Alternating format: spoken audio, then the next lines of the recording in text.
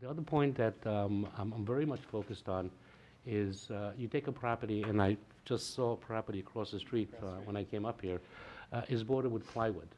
The moment you put up a plywood board on the property, you've announced to the whole world, this property is vacant.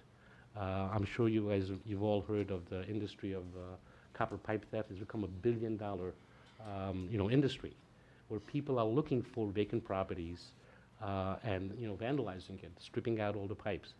To be perfectly honest with you, again, and I'll repeat, there's no consumer in the house. You're not protecting the consumer. The consumer is already gone.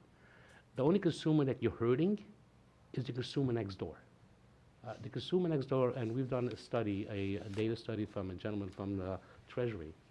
Used to be with economic in Treasury, and now is works on the whole world of blight. And he indicated in data that, number one, the value of that particular property that's bordered with plywood is going to diminish by 25%. The house next door that boarded up in vacant property is going to diminish in value as well, I think like 18 to 20%, okay? And he actually puts a diameter, okay, of all the properties in that particular neighborhood, how it's impacted with this, plywood boarding. 2017 is here. There's new methods of securing a property.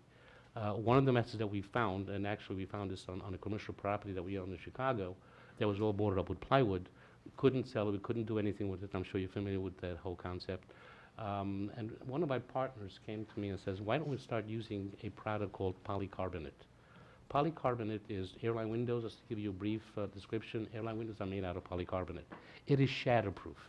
You cannot break it. But more importantly than that, it looks like a window. You can see through it.